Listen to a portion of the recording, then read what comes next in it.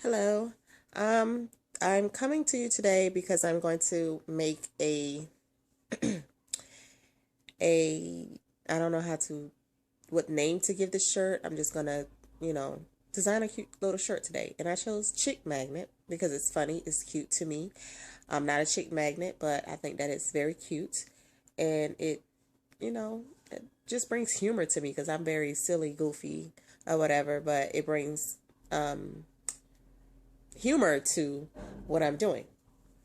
First off, you want to have a fairly large shirt, bigger than you would normally wear. And the first thing that I'll do is I'll take my shirt and make sure that it's smoothed out, no wrinkles, no creases or anything like that, because you're going to cut it and you don't want edges that are, you don't want it to be uneven. So what I did was I took a ruler. This is a large ruler that I got from Walmart. And I put it right at the armpit. And I drew a little small line here at the 2 inch mark. I'm sorry, at the 2 inch mark. So that way we'll know that it's 2 inches. So you want to go 2 inches past your armpit, okay? And you want to do that for both sides. So I did that for that side as well. And that is where you're going to cut your shirt to give it a crop top looking shirt, okay? The next thing you're going to do is you're going to cut along that line. You're going to cut along the shirt right here at the 2 inch mark, and you're going to stop it right there. So I'll cut that and show you what it looks like. Okay, right here at this point, this is where the shirt, starts to take its form. So as you can see, I cut it across the line here. It's not fairly even, but, it's going to be hidden up under the bottom of what we're going to add to that. So the next thing we're going to do is we're going to cut along this here of the shirt all the way up to the top on both sides. Cut along the sleeve up into the shoulder. And we're also going to cut off the hems, which is this here. You're going to cut off the neckline, and you're also going to cut off the hem here, okay? And I'll be back. So what I did was I cut off the arm hems. They're gone. I cut the arms along the top all the way to the neckline. I also cut off the hems for the neckline, and I did the same on that side as well. So, next what we're going to do is we're going to pin and sew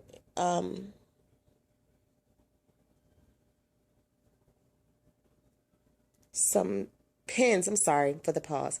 Next, we're going to do some some pinning. Excuse me, this is my first video, so I'm kind of trying to get the hang of things. We're going to pin it in certain places, and I will show you what they look like once they're pinned, okay? So now what I did was I took and I pinned it along the edges, all of the edges that I just recently cut. About 1/4 inch for each each edge. I didn't take it to the neckline, but I did do it, closer to the neckline and up the sleeve.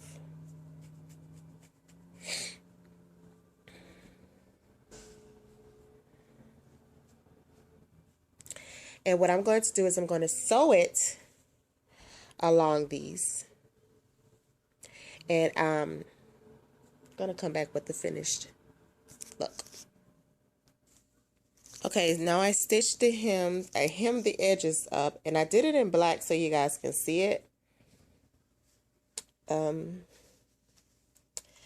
messed up a little bit there, but I did stitch them both on both sides. And I left open the neckline. Okay.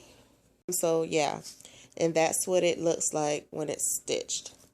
So the next thing we're going to do is we're going to cut out 1.5 inch strip from the leftover piece of fabric from the t-shirt, and then we're going to fold it in half and pin it together to make it look like look like a tube. Okay, so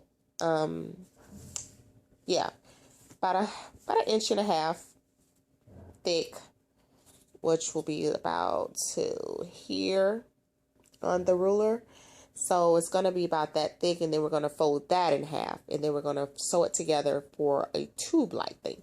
It can be as long as this. So if you want to cut out, while it's still folded together, the bottom half of the shirt, you can cut the inch and a half from this across. That way it'll look like a round circle, and then we're going to, slice it in the middle, and then we're going to sew it down the middle to a tube like, okay, and then we're gonna turn it inside out. Okay,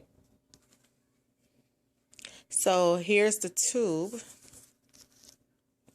here, and what I'm going to do next is well, after you sew it together, what you do is you're gonna turn it right side out, which means that you have to take a safety pin and put it to the end and then push it through so it can come on, like, say for instance, this is, well, for real, that this is the bad side. You want it to be on the right side, which will be inside here.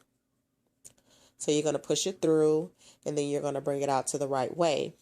And then the next thing you're going to do is you're going to cut that strip into 5-inch pieces. So you're going to cut them into about 5 inches, which means that you're going to take the edge of it, and you're going to measure about 5 inches, and you're going to cut for about a total of 10 strips. So make 10 strips out of this piece. You're going to cut 10 5-inch pieces, and we'll show you what they look like. All right, and here's the pieces that we're going to attach to the sleeves. And how we're going to do that is we're going to connect the studs, which are these little stud things here from like the bedazzled beads. So we're going to need about 20 of them, and it's going to be connected along the arm sleeves. Okay, and this is the finished result of it. It is, you can leave the bottom like this because it won't fray away. It'll just, give it that cute little look to it. These are the sleeves.